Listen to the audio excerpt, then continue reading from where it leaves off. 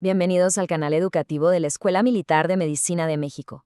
Hoy vamos a sumergirnos en la arquitectura molecular de la mitocondria, ese organelo cuya disfunción, como bien sabemos, es el epicentro de un sinfín de patologías neurológicas.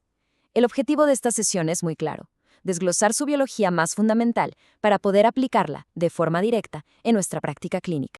Muy bien, ¿cuál será nuestro recorrido? Vamos a ir de lo micro a lo macro. Empezaremos con el genoma mitocondrial, su proteoma y esos péptidos bioactivos que apenas empezamos a comprender. Después, nos meteremos de lleno a la maquinaria metabólica y a los sistemas que la mantienen a punto.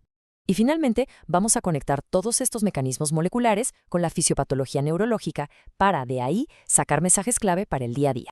Vamos a arrancar con lo que hace la mitocondria única, su identidad genética. Y es que, a diferencia de otros organelos, es semiautónoma porque alberga su propio genoma. Este es un legado directo de su origen endosimbiótico y créanme, es fundamental para entender por qué y cómo falla.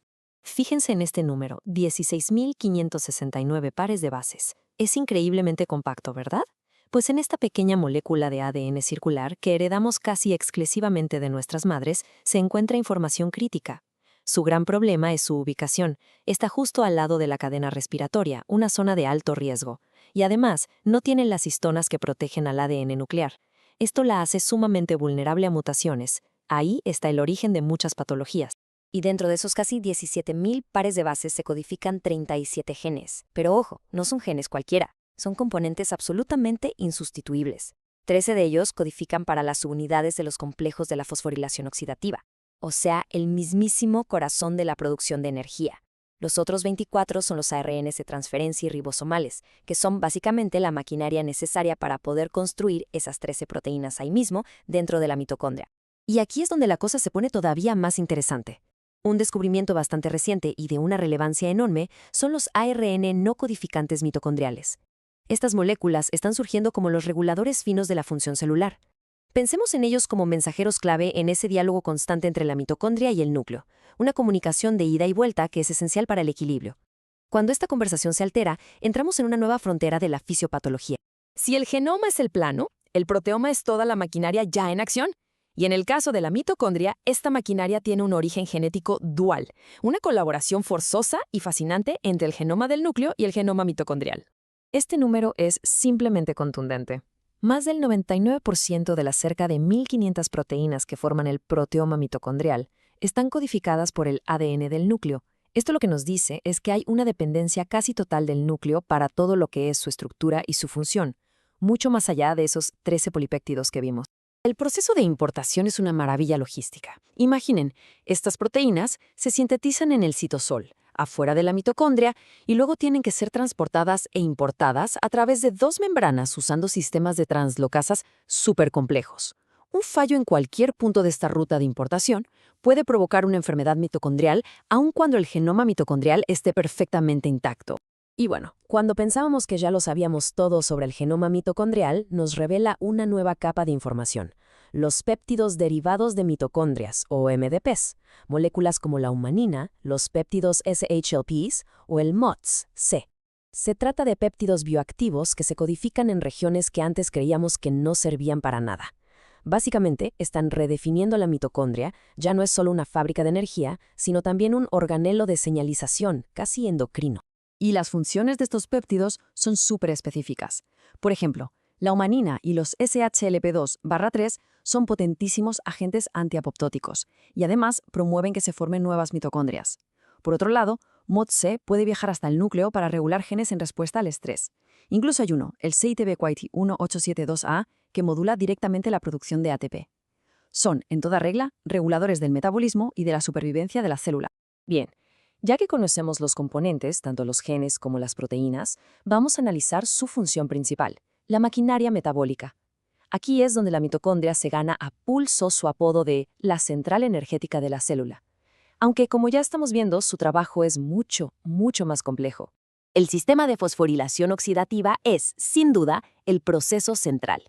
Tenemos estos 5 complejos proteicos anclados en la membrana interna, que van transfiriendo electrones en una cascada de reacciones. Este flujo de electrones es lo que permite bombear protones al espacio intermembrana, creando un gradiente que la ATP sintasa, o sea, el complejo 5, usa como energía para fabricar ATP. Un fallo en cualquiera de estos complejos es la base molecular de las mitocondriopatías. El resultado directo de todo este bombeo de protones es el potencial de membrana mitocondrial. Y esto es un punto de control crítico. Este potencial no solo se usa para sintetizar ATP, también es vital para importar proteínas y para mantener el equilibrio de iones. Si este potencial colapsa, es una señal inequívoca de que algo va muy mal y de hecho es uno de los gatillos principales de la apoptosis. Para entender la clínica de las enfermedades mitocondriales, estos dos conceptos son absolutamente indispensables. Hay que recordar que una célula no tiene una sola copia de ADN mitocondrial, sino cientos o miles. Si todas esas copias son idénticas, ya sean sanas o mutadas, a eso le llamamos homoplasmia. Pero si en la misma célula coexisten copias sanas y copias mutadas, eso es heteroplasmia. Y aquí está la clave. La manifestación clínica de la enfermedad depende del porcentaje de ADN mutado. Es lo que conocemos como el efecto umbral. Bueno, es lógico pensar que siendo tan importante y a la vez tan vulnerable, la célula debe tener sistemas de control de calidad muy sofisticados. Y así es. Estos mecanismos vigilan y mantienen la integridad de toda la red mitocondrial y, por supuesto, cuando fallan, contribuyen a que la enfermedad progrese. La pregunta es clave. ¿Qué hace la célula cuando una o varias de sus mitocondrias empiezan a fallar? No puede simplemente dejarlas ahí, contaminando el resto. La respuesta es un sistema súper dinámico y organizado por niveles que va desde reparar proteínas hasta eliminar por completo los organelos dañados. Y dos de los procesos centrales en este control de calidad son la fusión y la fisión. A la izquierda vemos la fusión, donde las mitocondrias se unen, se mezclan para compartir componentes, diluir el daño y compensar defectos. Y a la derecha vemos la fisión, que permite justo lo contrario, aislar las porciones dañadas de la red para que después puedan ser eliminadas. El equilibrio entre estos dos procesos es un termómetro de la salud celular. El control de calidad es, como decía, un sistema de varios niveles. Empieza con respuestas a nivel molecular, como la respuesta integrada al estrés. Si eso no es suficiente, entra en juego la dinámica de fusión y fisión. Si una mitocondria ya está severamente dañada, se la marca para ser destruida selectivamente por un proceso llamado mitofagia. E incluso, como último recurso, se ha descrito que las células pueden transferirse mitocondrias sanas entre ellas para rescatar a las que están en problema. Y ahora vamos a conectar todos estos mecanismos moleculares con lo que vemos en la clínica. ¿Cómo es que un defecto en un pequeño polipéptido o en un ARN de transferencia se traduce en oftalmoplegia, en epilepsia o en ataxia? Pues la respuesta está en las consecuencias directas de que falle la bioenergética. La disfunción de la fosforilación oxidativa tiene una tríada de consecuencias patológicas. Primero, lo más obvio, un déficit de energía brutal, la incapacidad de producir suficiente ATP. Segundo, un aumento masivo de estrés oxidativo. Los electrones, por así decirlo, se escapan de la cadena, sobre todo en los complejos I y III, y generan especies reactivas de oxígeno.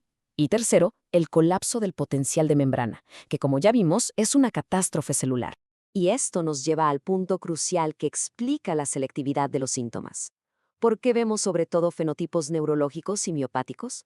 Pues porque estos tejidos son los grandes devoradores de energía del cuerpo.